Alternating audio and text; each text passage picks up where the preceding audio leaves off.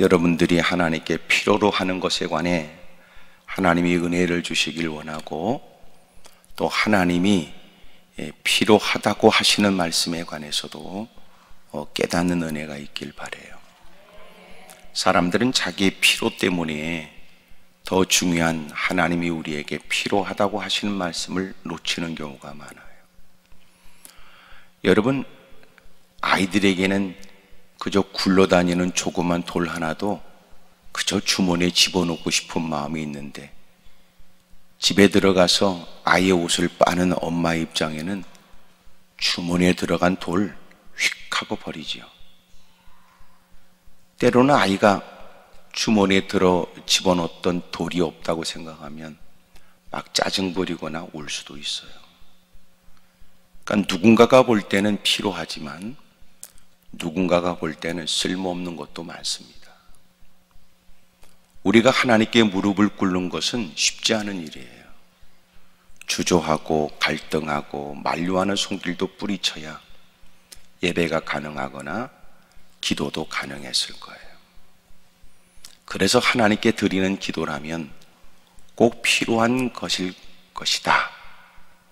필요한 것이다 라고 느껴지는데, 정작 주님께서 보실 때는 네게 필요한 건 너에게 더 필요한 것은 그것과 다른 것이다, 그렇게 말씀할 수 있어요. 그럴 때 나는 내 필요 때문에 올라왔지만 내가 알지 못했던 더 중요한 필요에 관해 하나님이 일러주신 것을 자기도 중요한 필요로 수용하고 자기도 중요한 것이라고 인식해서 그렇게 그 필요를 구하고 필요 때문에 부르짖으면 얼마나 좋아요. 근데 우리에게 있는 모순 중에 모순이 뭐냐 하면, 여전히도 자기가 필요로 하는 것만이 중요하거나 자기가 필요로 하는 것을 어떻게 해서든지 얻어야 된다고 생각하는 이 탐욕스러움, 야망, 이 못된 마음이 우리에게 있어요. 그래서 우리가 하나님 앞에서 말씀을 자꾸 듣는다라고 하는 건 설득의 개념이 큽니다. 믿음은 들음으로부터 시작이 되는데, 듣는다는 건 또 듣고 또 들으면서 말씀에 내가 사로잡히는 거예요. 그래서 마지막 때는 모이기를 패하는 어떤 사람들과 달리 모이는 일에 힘써 하나님의 말씀을 자꾸 접해야 돼요. 떠도는 얘기를 자꾸 듣다 보면 솔깃하게 그런 얘기에 끌려가게 돼요. 그리고 그런 일에 사로잡혀요. 그리고 그런 일에 의해서 다른 얘기를 들을 수가 없어요. 그렇기 때문에 자꾸 하나님 말씀을 의도적으로 듣고 하나님 말씀을 의도적으로 암송하려고 그러고, 하나님 말씀을 쓰기도 하고 말씀을 가까이에서 접하려고 애를 쓰지 않으면 세상에 원치 않게 들려주는 얘기, 또 필요에 의해서 만남으로 인하여 수긍하거나 또 같이 공감하며 리액션을 보이면서 여러분 서로가 그렇게 호응하게 되는 대화 속에서 우리는 말씀을 잃어버리고 세상 떠돌고 의도적인 누군가에 의해서 퍼지는 얘기에 사로잡힐 가능성이 커요. 그래서 우리가 의도적으로 신앙생활을 잘하려고 해야 된다는 건, 이놈의 입이라는 건 자기가 닫고 열 수 있지만 이놈의 귀라는 건 뚜껑이 없어가지고 여러분 원치 않게 들려주는 소리를 듣게 되고 스스로 못 들은 걸로 하겠다고 하지만 일단 들은 얘기는 그의 사상, 신앙, 생각에 데미지를 줘요. 자존심 때문에 못 들은 걸로 하겠다고 흥분 속에 얘기하고, 그런 얘기는 나한테 하지도 말라고 얘기하지만 그 사람과 그 자리를 떠나 헤어져 나오면서 그 말이 그에게 갈등을 일으키는 거예요.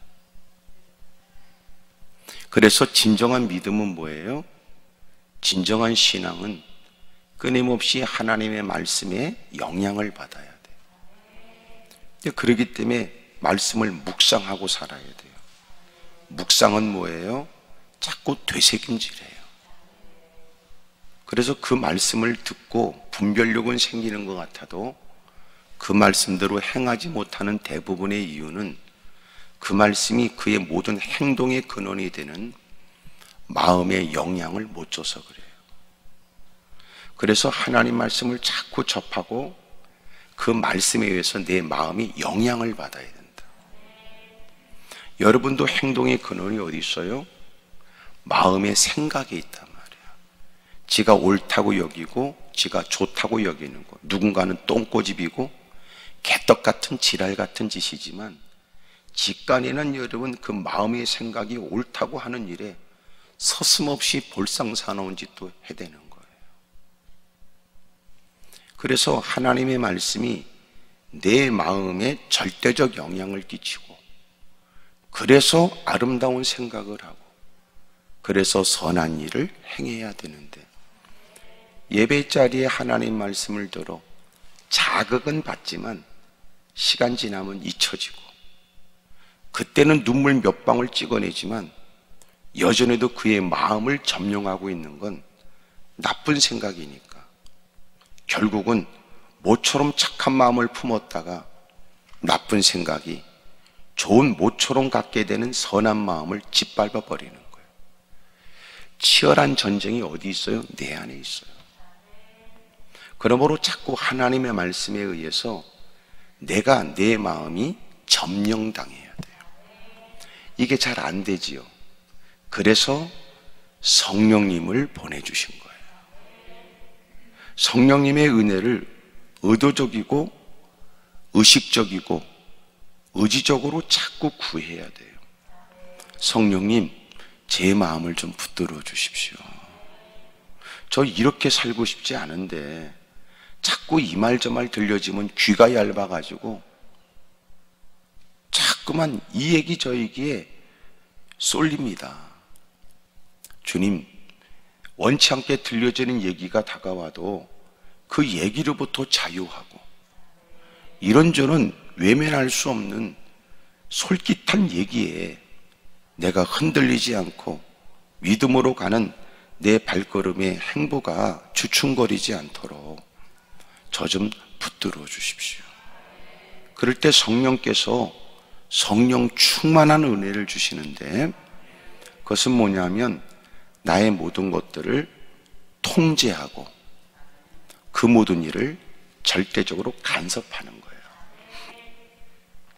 유혹이 다가와도 전혀 갈등하지 않고 또 힘들고 어려운 처지에도 무사람들이 어둠의 세력이 쾌재를 부릴 만한 일들을 동의하지 않는 거예요.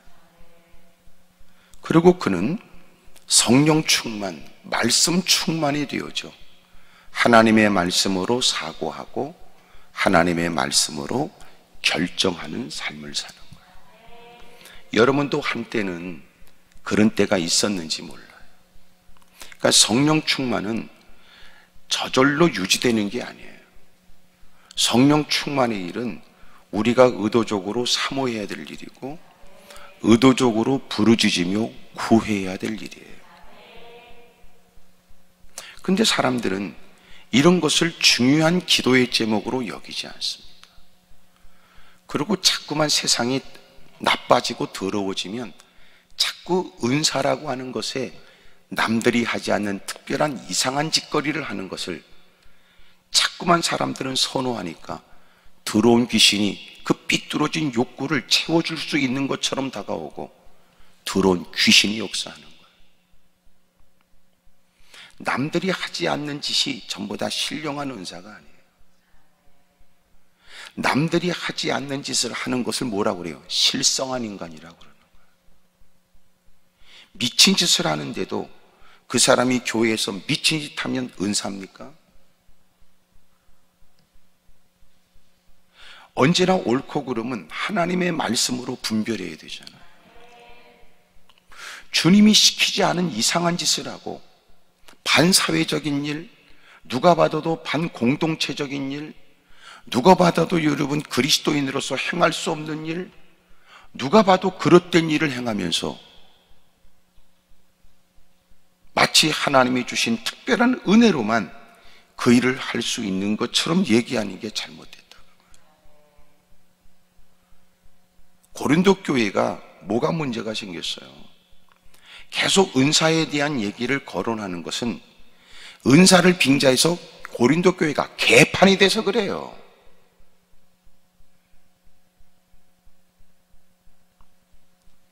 그런 여러분 초대교회를 자꾸만 얘기하는데 초대교회를 대부분 추구하는 이유가 어디 있어요? 진짜 초대교회를 얘기하려면은 열심히 그들이 날마다 모였다는 얘기, 날마다 떡을 떼며 날마다 하나님 말씀을 들으며 날마다 기도하고 힘썼다고 하는 얘기를 여러분이 거론하는 겁니까? 아니면 여러분의 나름대로의 필요와 삐뚤어진 사고에 의해서 지금까지 보지 못한 희한한 광경과 희한한 역사를 기대하시는 겁니까? 그들은 일주일에 2번씩 여러분 금식도 있는데, 하루에 3번씩 기도했다는 건 성경에도 사도들에게 보여주는 얘기인데, 자기 것을 자기 것이라고 말하지 않고 어려운 사람들을 위해 기꺼이 자기 것을 내놨는데 도대체 네가 말하는 초대교회는 뭐냔 말이에요. 그럴 마음의 의지도 없고 그렇게 해보겠다는 생각도 없는 인간들이 초대교회를 말하는 건 뭘 얘기하는 거냔 말이에요. 사람의 숫자가 늘어나는 거, 지금까지 보지 못한 희한한 광경에 죽었던 사람들이 뻘떡 일어나는 거, 우리끼리 있으니까 얘기지 죽은 사람들이 다 일어나면요 세상 이렇게 못 살아요. 잘 모르는 모양이네.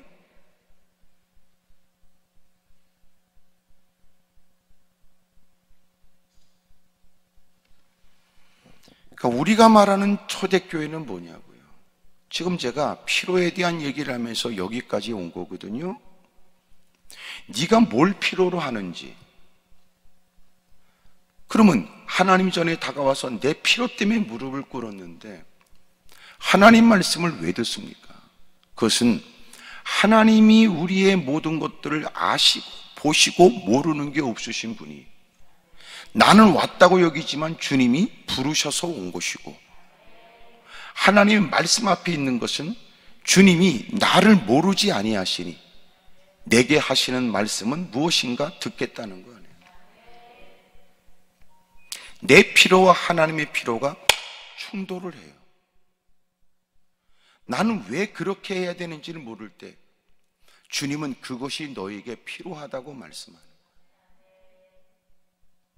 옛날에는 지금과 달리 아이들에게 약을 먹이는 일은 엄마 아빠가 들로부터 사지를 다 붙들어야, 코를 막고 어쩔 수 없이 숨쉬겠다고 입을 벌리는 그 입에다가, 그 숟가락에다가 여러분 그 약을 으깨가지고 새끼손가락으로 비벼가지고, 그리고 무섭게 덤벼들어서 목구멍 안으로 팍 집어넣고 입을 팍 닫은 거 아니야? 엎어놓고 여러분 그러니 애가 안 죽겠다고 가장 여러분 숨을 쉬면서 꿀꺽 마시는 거를 엄마 아빠는 만족스러운 듯 쳐다보고 말이야. 지금은 아이들에게 약을 먹이는 게 저희 손자도 보니까 애들이 좋아하는 식용 향을 집어넣더라. 그래서 애들이 스스로 쭉쭉 빨아가면서 더 달라는 듯이 말이야.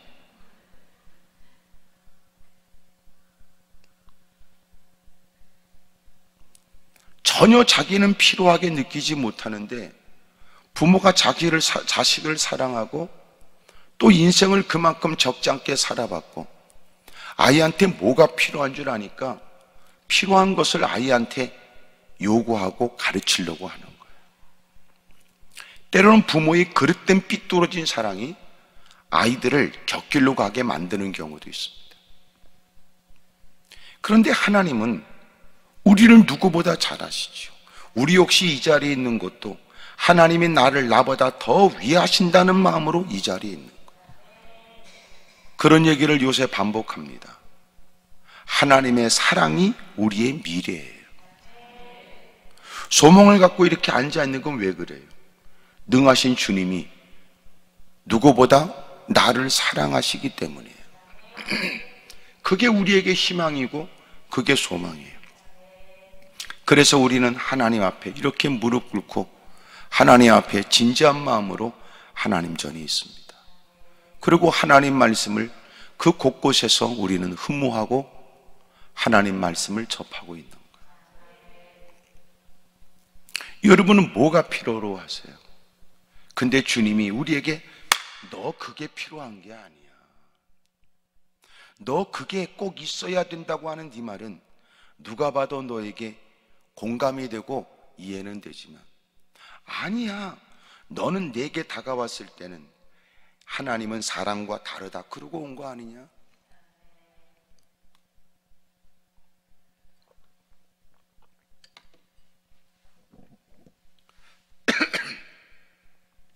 누구도 알지 못하는 거, 누구도 이해하지 못하는 거, 이해는 했다고 할지라도 누구도 해결해 주지 못하는 거, 그것 때문에 너는 내게 다가왔잖아. 그러니 너는 내게 뭘 잘 아는 것처럼 나한테 말하지 말고, 너는 내게 배우려고 하는 사람처럼 들어야 되고, 너는 내 지시가 필요하고 내 결정이 필요한 사람처럼 들어야지.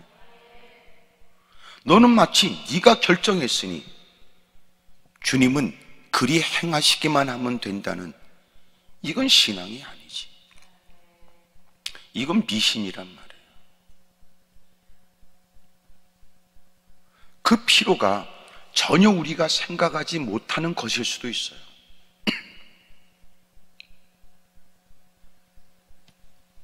저와 여러분들이 그럼에도 불구하고 내 필요에 대한 생각을 접고 그 문제에 오랫동안 시달리고 그 문제 극복을 위해서 애를 쓰고 누구도 이해할 수 없는 아픔 때문에 하나님께 도움을 청하는 우리에게 전혀 예기치 못하는 것을, 우리에게 가장 그 상황 그 처지에 가장 중요한 일로 주님이 깨닫게 하셨을 때, 과연 우리는 하나님 전에 무릎 꿇은 사람처럼 그 중요하다 여기는 것을 중요하게 여기고 필요하다 여기는 것을 내 필요를 던져버리고 그 필요에 관해 수용할 수 있냐 말이에요.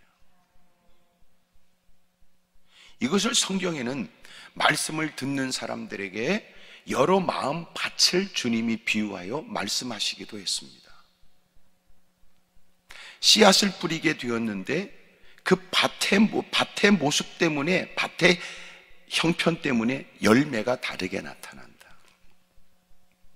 우리가 잘 알고 있는 것처럼 옥토에 떨어진 씨앗은 30배, 60배, 100배 열매를 맺고, 그 사람은 누군데요? 착한 마음으로 말씀을 받고 인내로 열매를 맺는 거예요. 모든 밭이 그렇지 않다, 모든 마음이 그렇지 않으니, 누군가의 마음은 자갈밭 같고 또 누군가의 마음은 가시덤불이 가득한 밭과 같고 누군가는 길가와도 같다. 길가에 떨어진 씨앗은 새가 와서 주워먹을 뻘을 뿌리니 새만 배 불릴 뿐이다. 주님이 비유로 하셨던 말씀을 해석하시기를, 그 새는 마귀가 와서 그로 하여금 구원을 받지 못하게 하려고 그 말씀을 가로챈다. 예배 자리에 앉아있지만 멍청한 생각을 하고 나쁜 생각으로 시간을 보내 앉아있는 그곳은 누구보다도 하나님이 주는 기회를 얻을 수 있는 사람처럼 보여지고 기회를 누릴 수 있는 시간처럼 느껴졌지만, 그가 증거되는 하나님 말씀을 받지 않으므로 엉뚱한 생각, 엉뚱한 시간을 보내니 원수 마귀만 배 불릴 뿐이다. 왜? 시간을 탈취해버렸으니까. 그리고 그 인간은 헛소리를 할 것이다. 예배 드려보니까 예배가 소용없었다. 예배를 드려봐야 별 볼 일 없으니 누군가가 채비를 갖춰 예배를 드리겠다고 나서는 그의 의욕을 꺾어버리고, 누군가가 하나님께 기도해야 되겠다고 하는 마음의 의지를 짓밟아버리니 그 인간은 자기도 은혜를 못 받을 뿐만 아니라 다른 사람에게도 예배는 헛것이라고 외치는 홍보 반장, 부장이 된다. 그러니 그 예배를 제대로 성공하여 은혜를 받지 못하면 오히려 그 인간은 더러운 귀신의 앞잡이가 되는 거예요. 가시덤불에 떨어진 씨앗은 뭐냐? 말씀은 기쁨으로 받아 아멘 그리고 넓적 턱이 빠지도록 받아놓고는 집구석에 가서 근심과 염려가 있게 되면 하나님 말씀은 뒷전이고 염려 근심에 시달리며 주님이 그에게 약속하신 평강이 없고 주님이 주시겠다는 기도에 대한 응답을 그는 누리지 못해요. 자갈밭에 떨어졌다는 씨앗은 뭐냐? 마치 자갈밭에 여러분 바람에 의해서 날려온 흙들이 그곳에 쌓여 겉으로 볼 때는 뭔가 옥토처럼 보여지는 것 같아도 떨어진 씨앗이 자갈밭에 떨어졌으니 자갈 그 위에 덮인 흙 때문에 뿌리를 잠시 내리는 것처럼 보여지기는 하나 습기가 없어 곧 말라 죽어버렸다. 하나님 말씀이 증거될 때 아멘 하고 받는 모습이 누구보다 대빵 믿음이 있어 보였으나 삶의 현장에 가면 핍박과 환난이 다가오면 개떡이나 배교해버렸다. 주님을 등져버린 거예요. 죽어버렸다. 그러므로 예배의 자리에 있는 여러분들에게 여러분 강력하게 단호하게 말씀을 전해야 될 이유는 그것 때문입니다. 예배 자리에 앉아 얘기해 보시오 들을 테니까 그래서 은혜가 오는 게 아니라 쏘가지가 다 기경되어져 가시덤불은 제거해야 되고 돌들도 긁어내야 되고 묵은 땅은 기경해서 묵은 땅은 차가 많이 다니고 사람들이 다니는 길을 씨앗을 뿌리고 뭔가를 거두려면요 한참 곡괭이질에 삽질에 호미질에 한참 해야 돼. 그것도 시원치 않으면 여러분 그 소 몇 마리가 끄는 쟁기질을 해야 된다. 왜 그래요? 깊이 쟁기를 박아야 돼. 그래야 저 안에 있는 부드러운 흙이 나오거든.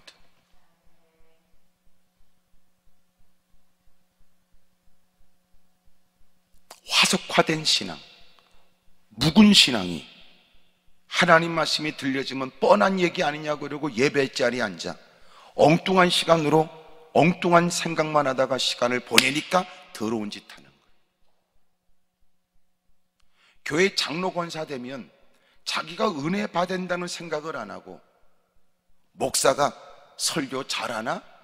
이 짓거리 하니까 망조가 되고 부흥회를 하면 강사를 목사가 추천해서 세웠는데 이번 강사는 우리 성도한테 은혜를 주나? 지가 은혜 받을 생각은 안 하고 모가지를 털어 다른 사람은 분위기가 어떤가? 요짓거리 하니까 팔자가 더러운 거예요. 은혜 받을 사람은 나고 달라져야 될 장본인은 나고 이 시간은 주님이 나를 위해 배설하신 잔치고 이 시간은 내가 달라져야 될 내가 주인공이다 이런 생각을 해야 되는데 자기가 감시자가 되거나 자기가 판단하는 사람이 되니까 신앙생활은 수십 년 몇십 년을 했는데 누구보다 믿음이 있어 보이는 직분을 갖고 있는데 누구보다 대단한 일을 같은 호칭의 사람으로 사역자라고 불려지는데 결국은 사람들의 상처 주고 덕이 되지 않는 엉뚱한 짓을 하게 된다. 예배를 드릴 때마다 우리의 변화가 일어나는 변화가 어떻게 해서 일어납니까? 주님이 오죽 잘 알아서 이 말씀을 하실까? 주님이 나는 전혀 생각하지 못했는데 내게 필요한 건 그거였구나. 나는 그것이 필요 없다고 말한 적은 없으나 그것이 내가 지금 필요로 하는 것과 관련된 더 중요한 일이었구나. 그리고 그 말씀에 귀를 기울여 개선의 의지가 또렷하고 변화의 일들이 당장 보여지기 시작하고 그래서 눈물을 쏟고 두주먹 불끈 쥐고 그리고 그렇게 시작이 있게 되면 자신이 필요하다고 여겼던 일들이 주님이 중요하게 여기고 주님이 필요하다고 여기는 그 안에 다 들어가 있던 거예요. 이런 신비한 은혜를 경험해야 된다. 근데 우리는 날마다 지 몸뚱이가 아프면 몸뚱아리만 생각하고, 자기가 물질에 문제가 생기면 전부 다 물질에만 마음을 두니까 문제지요. 돈을 쫓아다니니까는 그의 정신세계도 돌아버려요. 자기의 필요한 것 때문에 뛰어다니는데, 수고는 있고 노력을 있는데 손에 거두는 건 엉겅퀴 가시덤불밖에 없죠. 근데 주님이 중요하다고 여기는 거, 그것을 위해 힘쓰면 이제 보니까 그 안에 다 있었던 거예요. 여러분, 기가 막힌 하나님의 개입, 보호, 인도, 조치, 아름다운 풍성한 결실, 하나님 나라의 확장. 하나님이 너보다 어리석지 않다. 우리가 그거 알고 무릎 꿇은 거 아니에요? 어떻게 네가 충분히 생각했으니 네 생각이 맞아 주님은 아무 생각도 필요 없이 좋지만 해야 된다고 생각하십니까?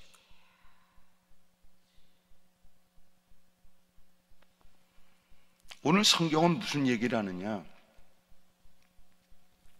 네가 필요로 하고 네가 갖고 있는 감각, 지성, 나름대로 논리, 나름대로 그 어떤 것보다 더 중요한 게 뭔가를 가르쳐 주는 거예요.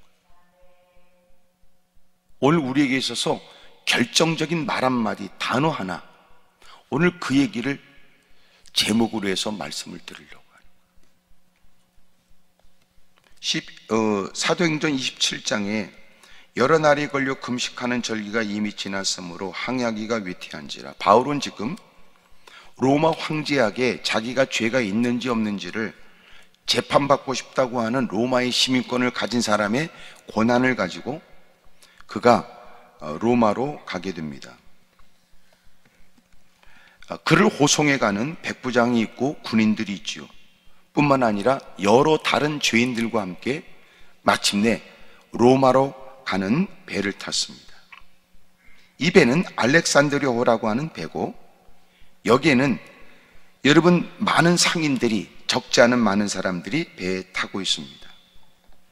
그들은 숫자가 사도행전 27장 37절에 보면 배에 있는 우리의 수는 전부 276명이다 이래요. 그러니까 276명이 타는 큰 배입니다.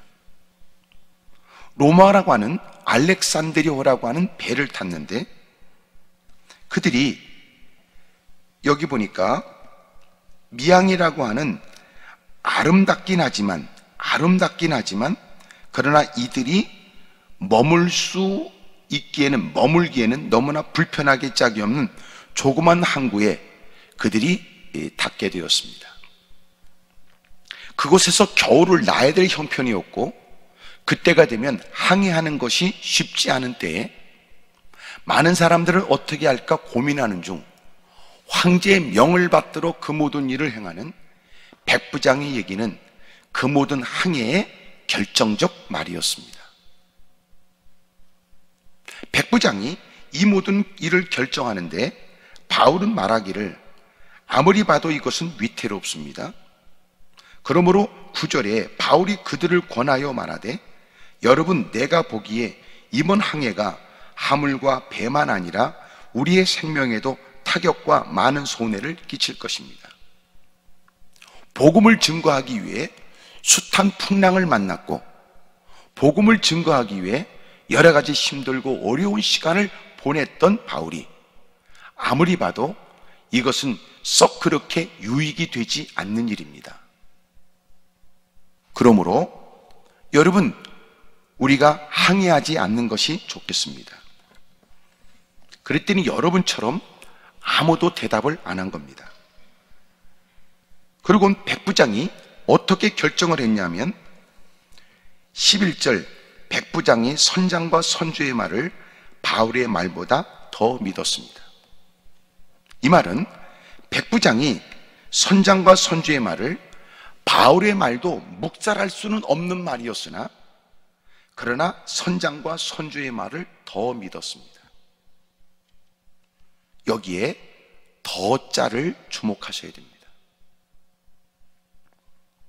그 항구가 겨울을 지내기에 불편하므로 거기서 떠나 아무쪼록 베닉스에 가서 겨울을 지내자고 하는 사람들이 더 많았으니, 베닉스는 그레데 항구라 한쪽은 서남을 한쪽은 서북을 향하였더라. 남풍이 순하게 불매 그들은 그들의 뜻이 이루어진 줄로 알았습니다. 괜찮아, 선장도 얘기했어. 이 일이 쉬운 건 아니지만 제가 이 일에, 제가 자화자찬하는 건 못하지만 제가 이 일의 전문가 아닙니까? 그러므로 이 어려움 속에서도 잘 항해를 했던 일이 한두 번이 아니니 걱정하지 마세요. 선주, 물류 비용을 줄여야 됩니다. 그러니 빨리 가는 것이 좋습니다. 이 정도는 괜찮습니다 라고 말하면서도 눈치 본 선장이 그럼요, 괜찮습니다, 충분히 가능하죠. 그래서 선장과 선주의 얘기가 그들이 배를 몰고 배 주인으로서의 일에 관해서는 오랫동안 해봤던 프로들이니까 충분히 백부장도 설득이 됐습니다. 또 하나는 많은 사람들이, 배 탄 사람이 270, 여러분 몇 명이라고 해서 276명이나 되니까 아무리 봐도 그 많은 사람들의 여론은 빨리 가는 게 좋겠다. 이곳은 조그만 항구이기 때문에 이 많은 사람들이 머물기에는 너무나 힘들고 벅참으로 우리가 빨리 떠나는 것이 좋겠다. 그래서 마침내 떠나기로 합니다. 14절, 얼마 안 되어 섬 가운데로부터 유라굴로라는 광풍이 크게 일어납니다. 어디 배가 한쪽에 댈 수 없는 바다 한가운데 있게 되면서 그들은 유라굴로라고 하는 광풍이 뭐예요? 예? 옛날 광우병 걸리고 미친 짓들을 많이 했죠. 헛된 소리의 말이에요. 그 미친 소리 했던 인간들이 다 어디 갔나 모르겠어요. 지금도 미국 소고기는 딜이 뜯어가면서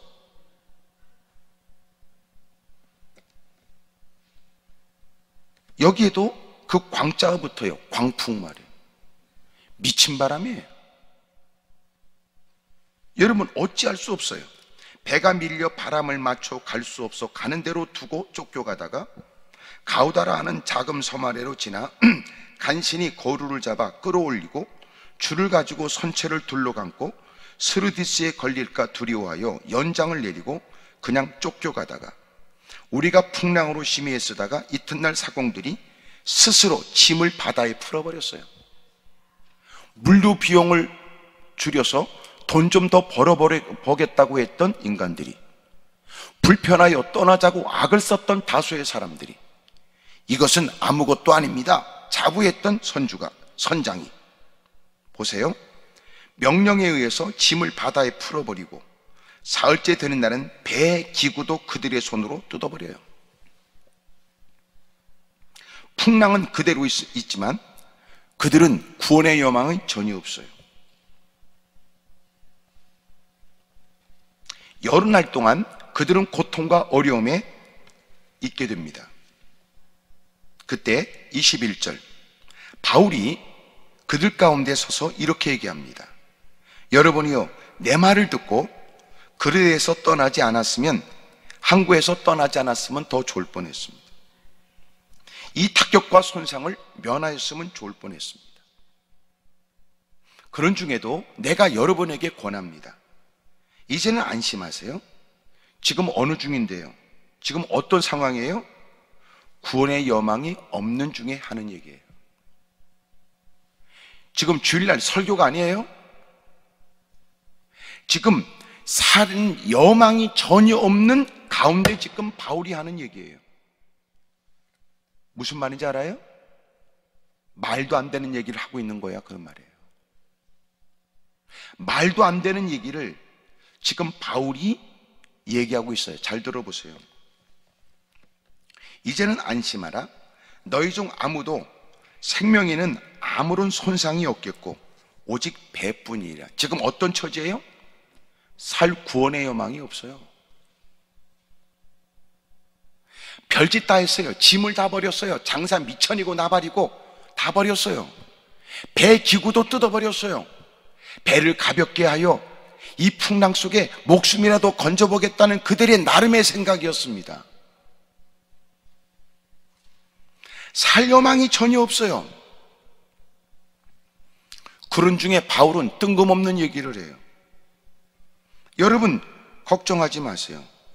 우리 중에 생명에는 아무 손상이 없겠고 오직 배뿐입니다. 내가 속한 바, 잘 들어보세요. 내게 속한 게 아니에요. 오늘 우리가 기도할 때 내게 속한 하나님께 기도하면 안 되고 내가 속한 하나님께 기도해야지. 근데 우리 기도는 왜 싸가지가 없어요? 내게 속한 하나님께 기도하니까 싸가지가 없지요. 지가 갑질하는 거 아니에요. 내가 속한 거예요. 내가 속한 바, 내가 섬기는 하나님의 사자가 어젯밤에 내가 하나님의 그 나라에 거하는데 하나님이 부리시는 하나님의 사자가 하나님께서 그의 입술에 담아 전하게 하시는 말씀을 내가 들었는데 어젯밤에 내 곁에 서서 말하되 바울아 두려워하지 마라. 내가 가이사 앞에 서야 하겠고 또 하나님께서 너와 함께 항해하는 자를 다 내게 주셨다 라고 말씀하셨으니 두려워하지 마라. 네가 저기 로마의 가이사 앞에 황제 앞에 가야 돼. 이유는 하나님께서 바울에게 계속 거듭해서 이미 로마로 가게 되는 죄가 있다 없다를 재판받기 위해서 로마로 가은 그런 권한이 로마의 시민권을 가지고 있는 바울에게 있어. 가게 되는 이 모든 이유는 로마에 가서 복음을 증거하라는 주님의 뜻 때문에 그렇습니다.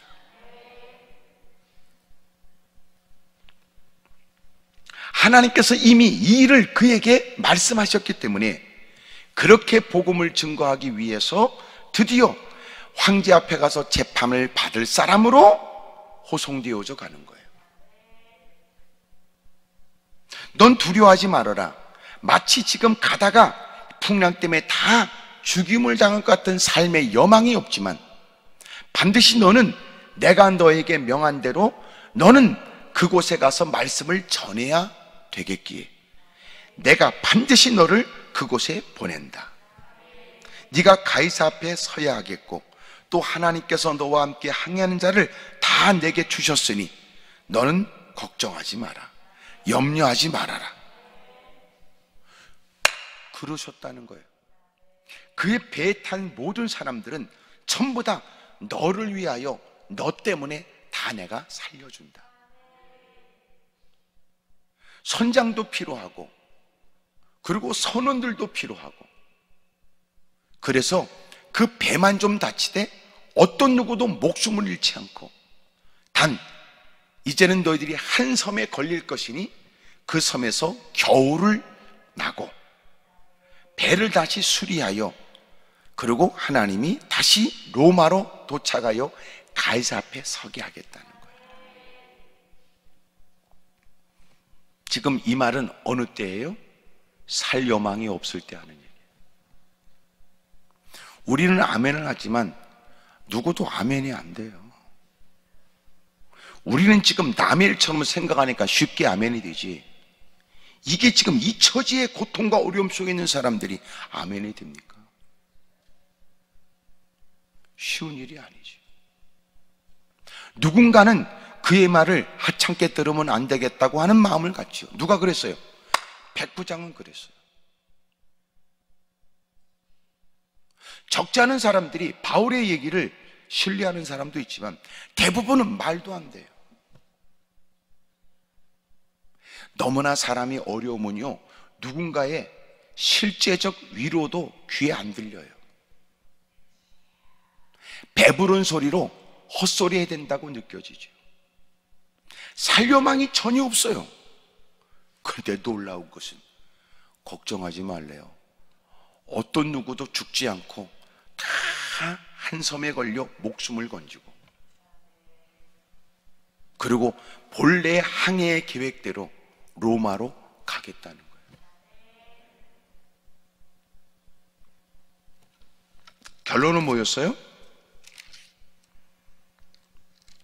44절에 보면 그 남은 사람들은 널 조각 혹은 배 물건에 의지하여 나가게 하니 마침내 사람들이 다 상륙하여 구조됩니다. 크게 아멘 하십시다.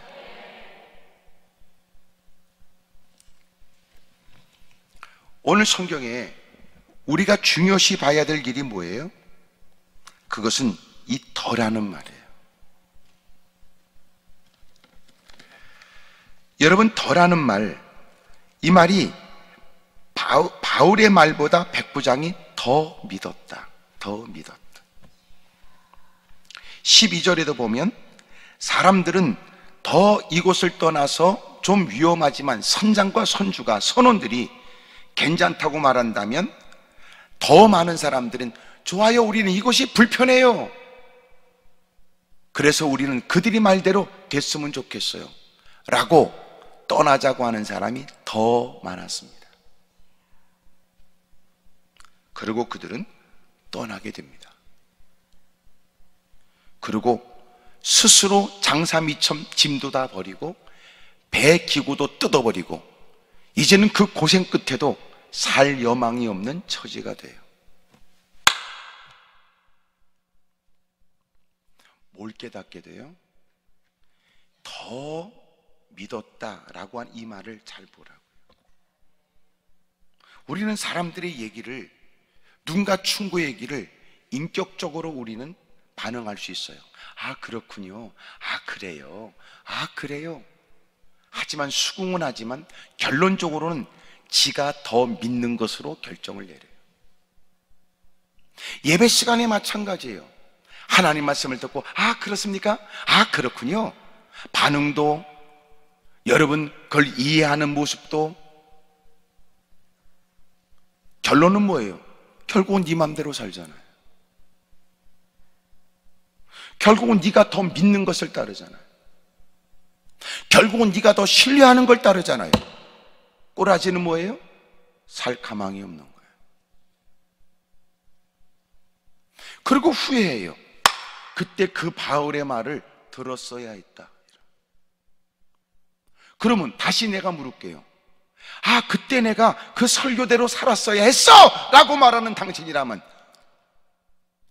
지금은 다릅니까?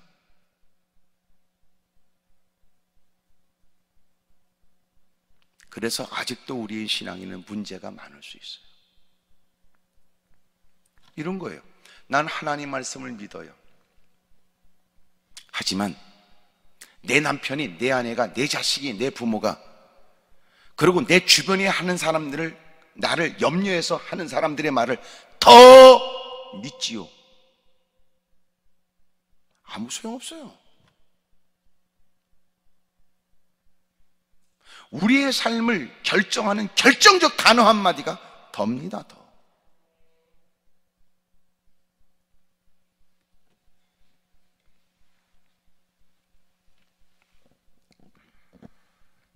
요한복음 3장 19절에 그 정죄는 이것이니 곧 빛이 왔으되 사람들이 자기 행위가 악함으로 빛보다 어두움을 사랑했어요. 어떻게? 더 사랑한 거예요. 더입니다. 더. 예배 시간이 여러분, 그리고 교회 생활하면서 다 인격적인 것 같으지요. 인격적인 것은 나쁜 건 아니지만 신앙적이어야 돼요. 종교적 이걸로 끝나면 안 돼요. 우리는 신앙적이어야지. 예의상 얘기할 수 있어요. 아, 그러네요. 아, 좋겠네요. 아, 그러네요. 아, 목사님이시니까. 아우, 그럼요. 교회니까. 아, 그렇군요. 말씀이 그러니까. 결론은 뭔데요? 결론은 우리는 뭐로 결정할까요? 우리는 무엇으로 결정할까요? 자기가 더 신뢰되는 것을 결정해요. 자기가 믿는 걸 더 결정하죠. 예배 자리에서 뭐라고 하든지 아무 소용없어요. 왜 그래요? 하나님 말씀을 믿는다고 해도 지가 더 믿는 게 있는데 뭘 그래요? 새로운 피조물로 바뀌었다는 게 뭐예요? 이제는 그가 전적으로 모든 결정이 이제는 주님으로 결정한다는 대상으로 바뀐 거예요. 우린 사람들을 사랑하지요. 가족들을 사랑합니다. 남편이 아내를, 아내가 남편을, 자식을, 부모를 사랑합니다. 그게 끝입니까? 그것은 그를 가정적인 인간이라고 말해도 신앙적 인간이라고 말하는 거 아닙니다. 신앙적 사람이 가정적 사람이 되지만 신앙과 관계없이 가정적인 사람이 될 수도 있어요.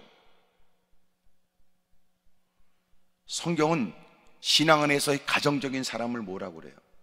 부모를 공경하되 주 안에서예요. 자녀를 양육하되 뭐예요? 말씀으로 양육하는 거예요. 아내를, 남편을 어떻게 해요? 그리스도가 교회를 사랑한 것처럼.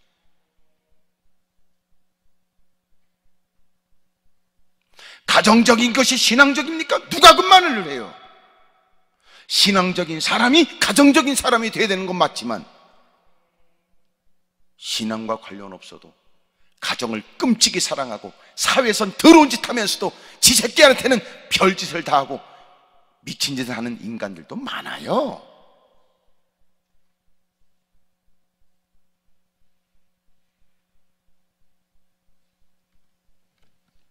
마태복음 10장 37절,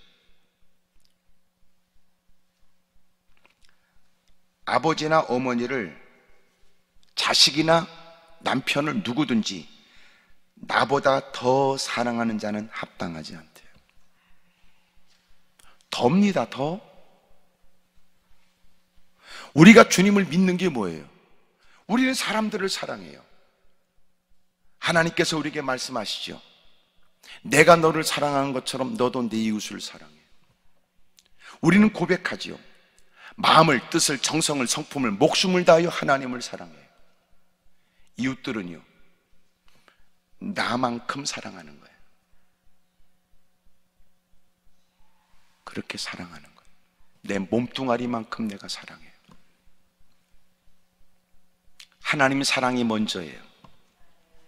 하나님의 사람이, 하나님을 향한 사랑이 사람을 향한 사랑보다 더 큰 사랑이에요. 이런 전제 없이 결국 하나님이 금한 일을 사랑이란 말로 장난치면 안 됩니다. 우리는 동성애자도 사랑하여 그들이 회개하고 돌아오기를 원하지만 동성애처럼 역겹고 더러운 일이 어디 있단 말입니까?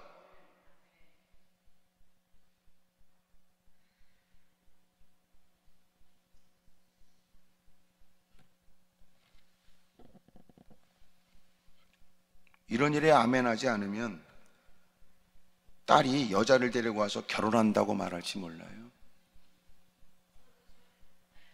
아들이 남자를 데리고 와서 나 얘를 사랑하고 결혼할 거예요.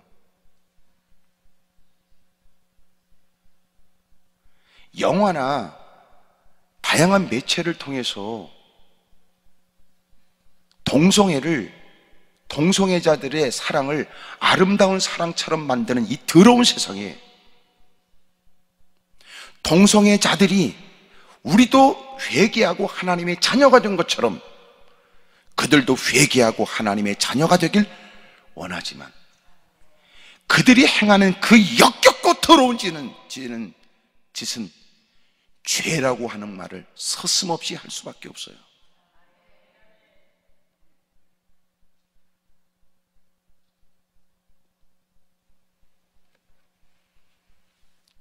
자식 앞에 장사가 없다고 말하지만 자식 앞에서 장사가 돼야 된다는 게 신앙이에요. 아브라함이 하나님이 그를 시험하여 주시는 마지막 시험 같은 아들 이삭을 번제로 드리라고 말씀하신 것처럼, 마치 하나님이 우리에게 들려주시는 것 같잖아요. 너는 이 아이보다도 나를 더 사랑하느냐. 요한복음 21장에 3번씩이나 예수님을 부인했던 베드로에게 주님이 물으시는 거예요. 네가 나를 사랑하냐? 이 사람들보다 나를 더 사랑하느냐? 더 사랑하느냐? 더 그냥 사랑하느냐가 아니야. 착각하시네. 우리가 신앙이 달라지면 일어나는 변화가 뭐예요? 더 사랑해, 더 사랑. 우리는 많은 사람들이 고통 속에 있는 걸 외면하지 않아요. 그들의 신음소리를 무시하지 않아요. 헐벗고 줄인 모습에 가슴 아파해요. 어떻게 그들을 도울까? 우리는 실제적으로 힘써야 합니다. 하지만 우리는 변함이 없지요.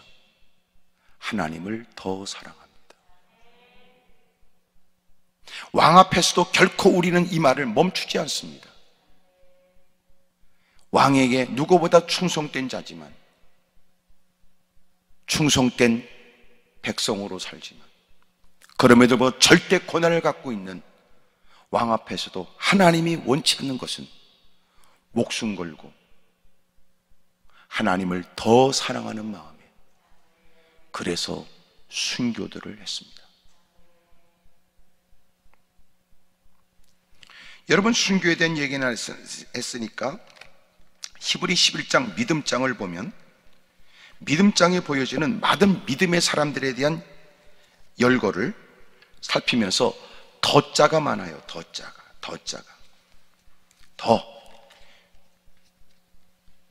4절, 믿음으로 아벨은 가인보다 더 나은 제사를 하나님께 드림으로 의로운 자라 하시는 증거를 얻었으니. 더입니다. 더 16절, 그들이 이제는 더 나은 본향을 사모하니 곧 하늘에 있는 것이라. 25절, 도리어 하나님의 백성과 함께 고난받기를 잠시 죄악의 낙을 누리는 것보다 더 좋아하고. 누구 얘기예요? 모세에 대한 얘기예요. 바로의 공주의 아들이라 칭함을 거절하고 도리어 하나님의 백성과 함께 고난받기를 잠시 죄악의 낙을 누리는 것보다 더 좋아하고. 26절, 그리스도를 위하여 받는 수모를 애굽의 모든 보화보다 더 큰 재물로 여겼으니 이는 상 주심을 바라봅니다. 35절, 여자들은 자기의 죽은 자들을 부활로 받아들이기도 하며 또 어떤 이들은 더 좋은 부활을 얻고자 하여 심한 고문을 받되 구차히 풀려나기를 원하지 아니하였습니다. 40절, 이는 하나님이 우리를 위하여 더 좋은 것을 예비하셨은즉 그랬습니다. 더입니다. 더. 그럴 때 나타나지는 히브리서의 중요한 단어 한마디, 더와 함께 나타나지는 단어. 왜 더가 되느냐? 이것은 39절, 이 사람들은 다 믿음으로 말미암아 증거를 받았다. 다 믿음으로 그랬어요. 다 믿음으로 더 주님을 사랑했던 겁니다.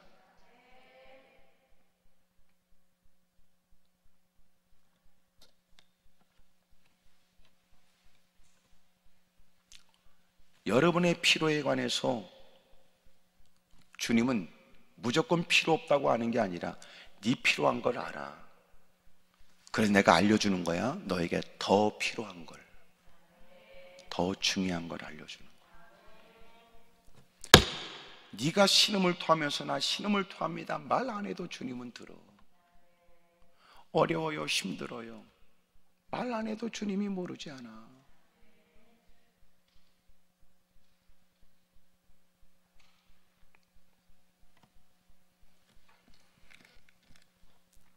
그런 중에 주님이 깨닫게 하고 알게 하시는 말은 내 필요에 당장에는 유익이 없거나 당장 그게 왜 필요해?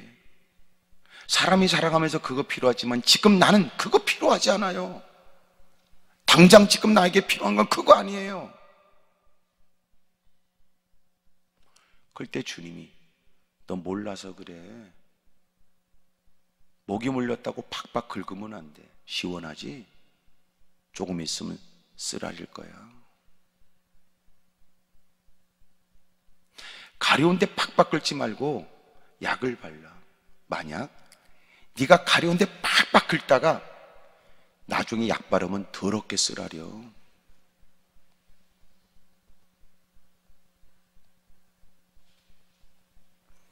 인간은 지가 똑똑한 줄 아는 게 문제예요. 주제도 시원치 않은 게 지가 똑똑한 줄 알아요. 그래서 가장 믿음이 좋을 때가 뭐냐면 스스로가 별 볼 일 없다고 부정할 수 없는 꼬라지가 더러울 때가 믿음이 제일 좋아요.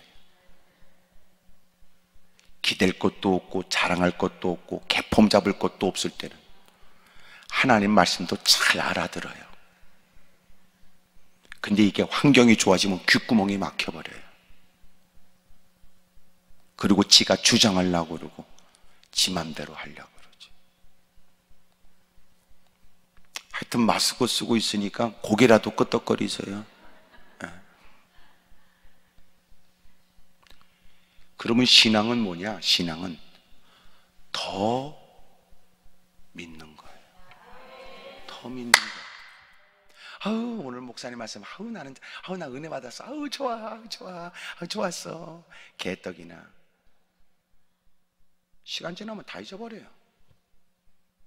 여전히 자기가 의지하고 자기가 스스로 이미 더 좋다고 생각하는 자기 가치관, 자기가 더 여러분 외면할 수 없는 자기의 방식들, 자기가 더 신뢰하는 이웃들, 결론은 그거였어요. 결론은 자기 집구석이에요. 결론은 자기 여러분 지인들이에요. 전혀 하나님 말씀이 그의 일상 속에 뚫고 들어가지 못해요. 영향을 못 줘요. 예배 자리에서만 반응이에요. 예배 자리에서만 드러내는 종교적 모습이에요. 삶의 현장에 돌아가면요, 개떡이나. 개떡이 뭔 줄 알죠? 찰떡과 구분되는 얘기예요. 예? 시원찮아요? 엉터리예요.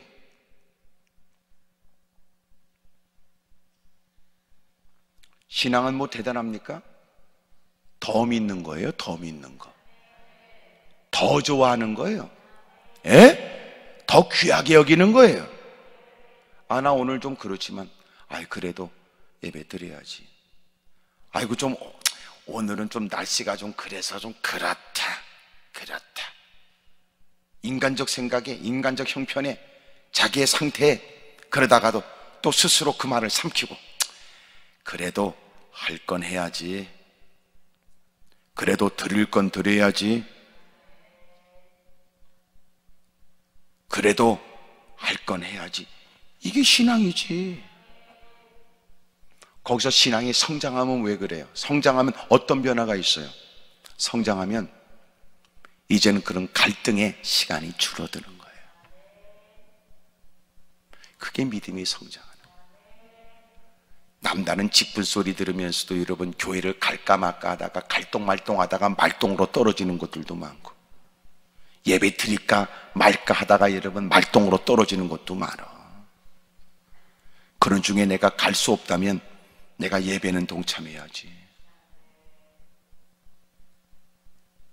그리고 여러분 예배를 드리고 기도하려고 힘쓰고, 주님은 안에 계신 곳이 없으니 그 조치와 형편을 모르지 않는 주님은 그 중심 헤아려 은혜를 주지요.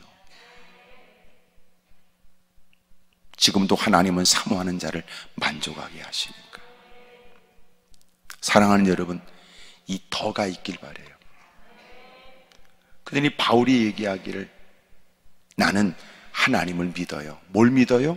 형편보다는 하나님 말씀을 더 믿는 거예요. 현실은 부정할 수 없잖아요. 지금 살 여망이 없다니까. 그러나 그는 뭘 더 믿어요? 그가 말하기를 25절에 그러므로 여러분이 안심하라. 나는 내게 말씀하신 그대로 되리라고 하나님을 믿노라. 지금은 살 여망이 없어. 그래도 나는 더 하나님을 믿지. 더 믿는 거예요. 그러면 어떻게 돼요?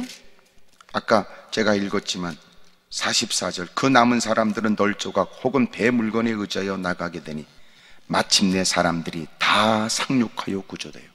다 상륙했다는 말이 무슨 말이에요? 말씀대로 된 거예요. 더 믿는 사람에게 다 이루어지는 걸 보게 하세요. 주님을 더 의지하는 자에게 주님 말씀대로 다 이루어지는 것을 보게 하세요. 마침내 주님께서 바울에게 하셨던 말씀대로 너와 함께하는 자는 다 내게 주셨다니, 우리가 배가 좀 파손이 있겠지만 어떤 생명도 어떤 사람도 손상이 없을 것이다. 다 상륙하여 구조되니라. 우리의 지금 형편과 하나님의 말씀이 안심해라, 두려워하지 마라, 걱정하지 마라, 내가 너를 책임져 줄 테니까. 여러분, 하나님의 사람들은 하나님이 책임져 줘요. 믿어집니까? 따라합시다. 하나님의 사람들은 하나님이 책임져 줍니다. 위험도 없게 하지만 위험을 가볍게 여기도록 그의 믿음을 견고하게도 해요. 때로는 그 위험이 그에게 복이 되게도 하세요. 하나님의 백성은 하나님이 책임져 줘요. 당신의 마음의 두려움은 하나님의 백성이 아닌 모양이지. 하나님의 백성이라면 염려하지 마세요. 당신이 정말 예수님을 나의 주님이라고 영접한 사람이라면, 예수님을 모든 나의 삶의 결정권자라고 믿고 살아가는 사람이라면 염려하지 마세요. 주님은 실패한 적이 없어요. 두려워하지 말고 염려하지 마세요. 상황을 보지 말고 주님을 믿으세요. 현실은 부정할 수 없는 실제적인 일이지만 우리는 더 진리를 믿는다고 말해요. 사람들은 말하길 그 처지에 살아날 사람이 누구며 그 형편을 네가 봐라. 갖고 있는 지식과 너의 경험과 모든 것들 동원하여 이 상황에서 네가 어떻게 될 것인가 생각해보라고 말할 때 우리는 현실을 부정하지 않지만 우리는 하나님을 더 믿어요. 그 모든 것들을 섭리하고 주관하시는 하나님을 믿는다.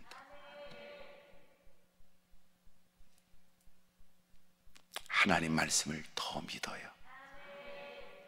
어마어마하게 들려지는 바람소리, 바싹 오그라지게 만드는 목격되는 일들, 그래도 우리는 하나님의 말씀을 더 믿어요. 그러면 주님은 그에게 다 이루어지는 걸 보게 하세요. 오늘 이런 은혜가 저와 여러분들에게 있기를 축복합니다. 할렐루야. 주님을 더 믿어야 돼요. 더. 이것은 여러분 그의 점진적 신앙의 여러분 분량이나 성장을 말하는 것 그것보다도 여러분 그 어떤 것과 확연히 비교된 절대적 주님을 믿는 의존적 신앙이에요. 나는 하나님을 더 믿지요. 나는 당신이 나에게 보이는 호의를 고맙게 생각합니다. 하지만 그 호의는 내가 고맙게 받겠지만, 그러나 하나님을 더 믿는 내 신앙에 관해서 흔들지는 마십시오. 내가 당신에게 주님의 가르침을 쫓아 자비와 양성과 그리고 자비를 베풀고 따뜻하게 여러분을 대하지만, 그러나 신앙에 관해서는 시험하지 마십시오. 그것은 내게 너무 중요한 일이기 때문에 그렇습니다. 사랑하는 여러분, 오늘 우리의 신앙 간단해요. 당신이 지금 중요하거나 더 여러분 외면할 수 없는 어떤 것보다 주님을 더 좋아하고 주님을 더 의지하고 주님을 더 믿어야 돼요. 아멘입니까? 교회 안에서 왜 뭐가 문제가 생길까요? 하나님 말씀이 증거됐는데 끼리끼리 인간관계가 형성이 되면서 하나님보다 그 사람을 더 신뢰하고 그 사람을 더 좋아하니까 파당이 생기는 거예요. 그래서 언제나 교회 안에 형님 동생은 조심해라.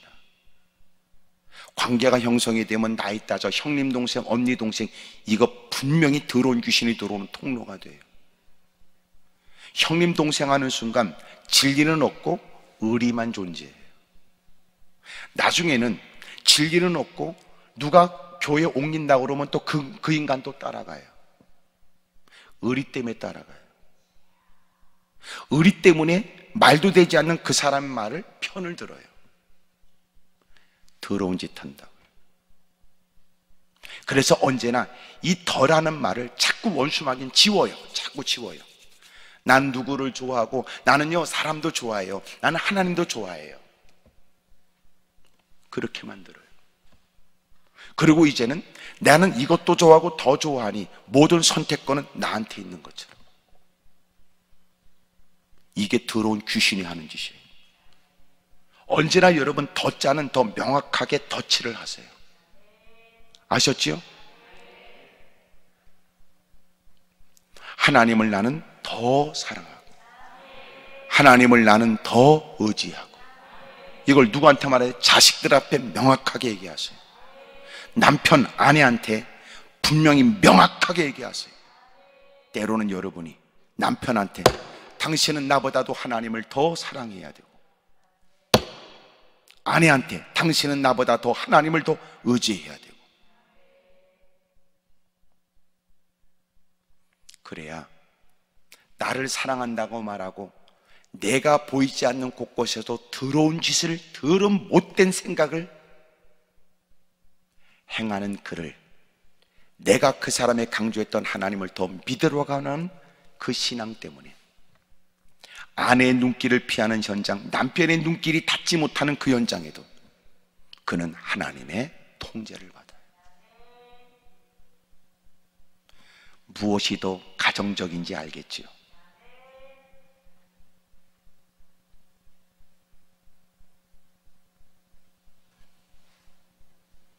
사랑하는 여러분, 하나님이 말씀대로 다 이루어지게 하시는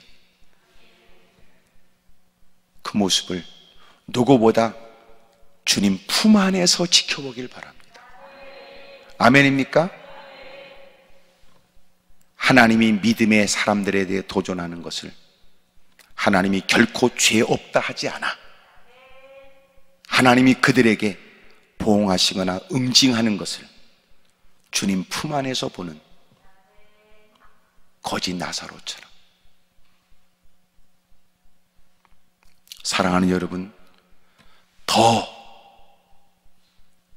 믿어야 합니다. 그래서 신앙의 결정적 단어가 더예요. 더.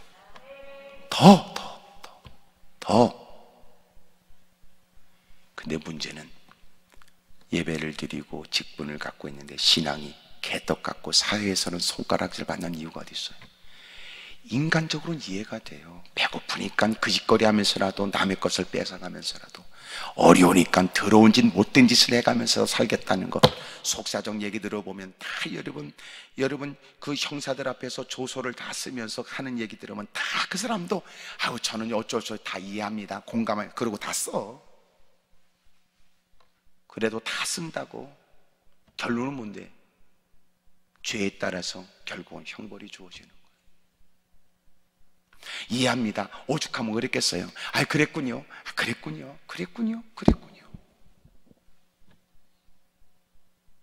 그러면 다른 사람은 안 그랬을까요? 모든 사람이 배고프다고 똑같은 짓 한 건 아니고 사람들이 필요하다고 너처럼 더러운 짓 한 거 아니에요.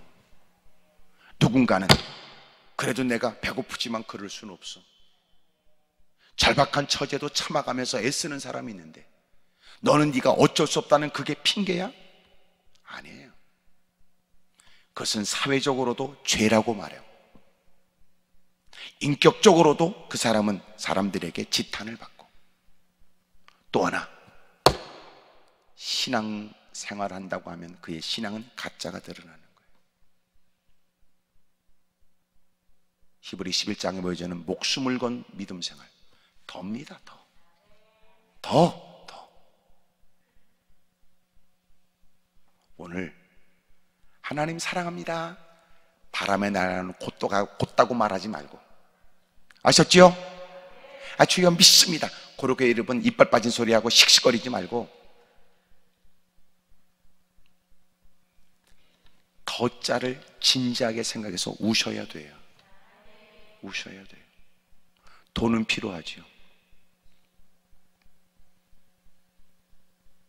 어디에 더자가 붙어요? 돈에 더자가 붙어요? 하나님께 더자가 붙어요? 우리는 감정을 갖고 있어요. 화딱지 나지요. 더자에 감정이 붙어요? 더자가 감정이 붙어요? 더자가 하나님께 붙어요. 말씀에 붙어요. 그게 신앙이라니까. 기도하겠습니다. 무릎을 꿇지요. 두 손을 가슴에 얹겠습니다.